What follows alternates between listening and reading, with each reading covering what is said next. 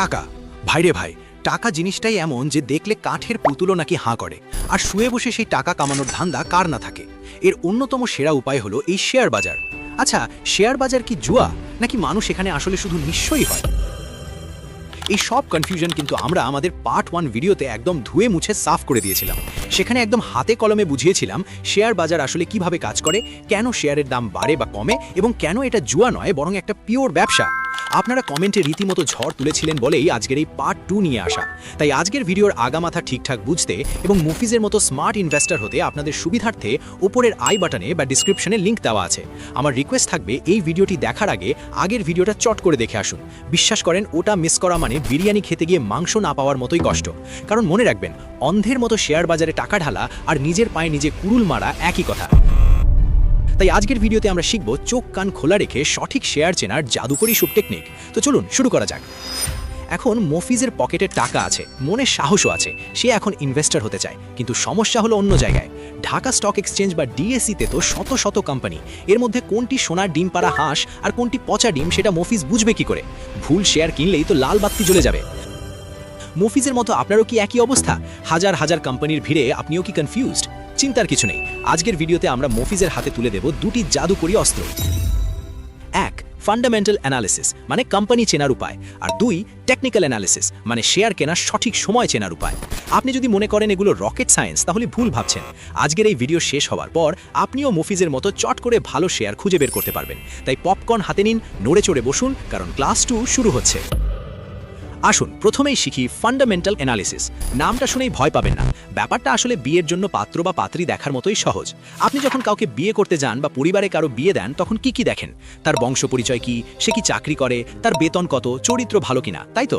Share কেনাও ঠিক তাই। আপনি একটা কোম্পানির শেয়ার কিনছেন মানে সেই কোম্পানিকে বিয়ে করছেন। আর কোম্পানির বেতন বা ইনকাম চেক করার জন্য আপনাকে জানতে হবে মাত্র 4টি বিষয়। প্রথমেই যে বিষয়টি দেখবেন তা হলো ইপিএস বা আর্নিং পার শেয়ার। বাংলায় একে বলে শেয়ার প্রতি আয়। ধরুন মফিজের চায়ের দোকান বছরে 10,000 টাকা লাভ করলো, আর তার দোকানের মোট শেয়ার বা মালিকানা আছে 1000টি। তাহলে প্রতিটা শেয়ারের ভাগে লাভ পড়লো 10 টাকা। এই 10 টাকাই হলো ইপিএস। এখন প্রশ্ন হলো, এটা জেনে আপনার কি লাভ? সহজ কথা, গত 3-4 বছরে যে কোম্পানির ইপিএস নিয়মিত বাড়ছে, অর্থাৎ গ্রাফটা উপরের দিকে যাচ্ছে, চোখ বন্ধ করে বলা যায় সেটি ভালো কোম্পানি। এর মানে হলো কোম্পানিটি প্রতি বছর আগের বছরের চেয়ে বেশি ব্যবসা করছে। আর উল্টো দিকে যার ইপিএস কমছে বা মাইনাস হয়ে গেছে, তাকে টাটা বাই বাই বলে দেওয়াই বুদ্ধিমানের কাজ। কারণ যে কোম্পানি নিজেই লাভ করতে পারছে না, সে আপনাকে কি লাভ দেবে? দ্বিতীয়ত যে জিনিসটা চেক করবেন তা হলো পিই রেশিও। এটা একটু মন দিয়ে বুঝুন। ধরুন আপনি বাজারে গরু কিনতে গেছেন। এখন একটা শেয়ার বছরে 5 টাকা আয় করে, মানে তার ইপিএস 5 টাকা। কিন্তু বাজারে সেই শেয়ারের দাম 500 টাকা। আপনি কি কিনবেন? একটু অঙ্ক কষুন। 5 টাকা আয়ের জন্য 500 টাকা দেওয়া মানে 100 বছরে আপনার আসল টাকা ফেরত আসা। পাগল নাকি? কেউ 100 বছর বাঁচে? শেয়ারের বর্তমান বাজার দামকে তার আয় দিয়ে ভাগ করলে যা পাওয়া যায় তাই পিই। বাংলাদেশে সাধারণত পিই রেশিও 10 থেকে 15-র মধ্যে থাকলে সেটাকে বিনিয়োগের জন্য নিরাপদ ধরা হয়। পিই যদি 40, 50 বা 100 হয়ে যায়, তার মানে মানুষ পাগলের মতো বেশি দামে ওটা কিনছে। এখানে ডাল মে কুচ কালা না ভাই, পুরো ডালটাই কালো। তাই পিই রেশিও যত কম হবে, বিনিয়োগ তত নিরাপদ হবে। তৃতীয়ত এনএভি বা নেট অ্যাসেট ভ্যালু। একে বলা যায় সম্পদের পরিমাণ। আল্লাহ না করুক, কোম্পানি যদি কালকে বন্ধ হয়ে যায়, আগুন লাগে বা দেউলিয়া হয়ে যায়, তবে সব জমি জমা মেশিনপত্র বিক্রি করে আপনি শেয়ার প্রতি কত টাকা ফেরত পাবেন সেটাই হলো এনএভি। শেয়ারের বর্তমান বাজার দাম যদি তার এনএভির কাছাকাছি হয়, তবে সেটা নিরাপদ।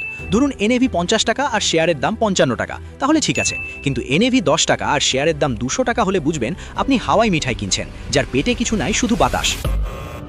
আর চতুর্থত ডিভিডেন্ড বা লভ্যাংশ। কোম্পানি লাভ করে সব টাকা নিজের পকেটে রেখে দিচ্ছে, নাকি বছর শেষে শেয়ার হোল্ডারদের অর্থাৎ আপনাকেও কিছু বকশিশ দিচ্ছে? ভালো কোম্পানিরা নিয়মিত ক্যাশ ডিভিডেন্ড বা নগদ টাকা দেয়। অনেকে বোনাস শেয়ার দেয়, কিন্তু নতুনদের জন্য ক্যাশ ডিভিডেন্ডই সেরা। যারা বছরে অন্তত ব্যাংকের এফডিআর এর সুদের হারের চেয়ে ভালো ডিভিডেন্ড দেয়, তাদের সাথে সংসার করা যায়। কারণ শেয়ারের দাম না বাড়লেও বছর শেষে অন্তত ডিভিডেন্ডের টাকাটা তো পকেটে আসবে। আচ্ছা, ফান্ডামেন্টাল তো বুঝলাম। এখন কোম্পানি তো পছন্দ হলো, কিন্তু কিনবো কখন? আম ভালো, কিন্তু কাঁচা আম কিনলে তো দাঁত টক হয়ে যাবে। ঠিক সময়ে পাকা আমটা কিনতে হবে। আর এই সঠিক সময় বের করার নামই টেকনিক্যাল অ্যানালিসিস।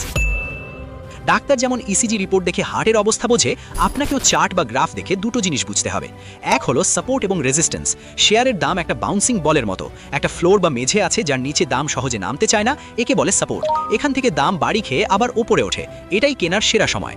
ধরুন একটা শেয়ারের দাম বারবার 50 টাকায় এসে আবার বেড়ে যায়, তাহলে 50 টাকা হলো তার সাপোর্ট। আবার উপরে একটা ছাদ আছে যেখানে গেলে দাম বাড়ি খেয়ে আবার নিচে পড়ে যায়, একে বলে রেজিস্ট্যান্স। এটা হলো বেচার সময়। ধরুন শেয়ারটা 70 টাকায় গেলেই দাম কমে যায়, তাহলে 70 টাকা হলো রেজিস্ট্যান্স। বুদ্ধিমানরা মেঝেতে বা সাপোর্টে কেনে আর ছাদে বা রেজিস্ট্যান্সে বেচে। আর বোকারা যখন দেখে দাম আকাশ ছোঁয়া, সবাই কিনছে, তখন হুজুগে কিনে ফেলে আর পরে লস খায়। আর 2 হলো ভলিউম। এটা খুব গুরুত্বপূর্ণ। দাম বাড়লেই হবে না, দেখতে হবে সেটা কতজন মানুষ কিনছে, এটাকে বলে ভলিউম। যদি দেখেন দাম বাড়ছে সাথে ভলিউমও প্রচুর বাড়ছে, তার মানে বড় বড় পার্টি বা স্মার্ট ইনভেস্টররা কিনছে, এটা আসল বৃদ্ধি। আর যদি দেখেন দাম বাড়ছে কিন্তু ভলিউম খুব কম, মানে কেনার লোক নাই, মার্কেটে শেয়ার নাই, বুঝবেন কোনো একটা কারসাজি চক্র বা গ্যাম্বলার গোপনে দাম বাড়াচ্ছে আপনাকে ফাঁদে ফেলার জন্য। এই বেলুন যে কোনো সময় ফুটবে, তাই ভলিউম ছাড়া দাম বাড়লে সাবধান। আর ভাই, আপনি যদি মনে করেন ভাইরে ভাই এত কিছু শেখার টাইম নাই, আমি শর্টকাটে বড়লোক হতে চাই, আমার কাছে আলাদিনের চেরাগ দরকার, তাহলে ভাই আপনার জন্য শেয়ার বাজার না, আপনার জন্য কাসিনো।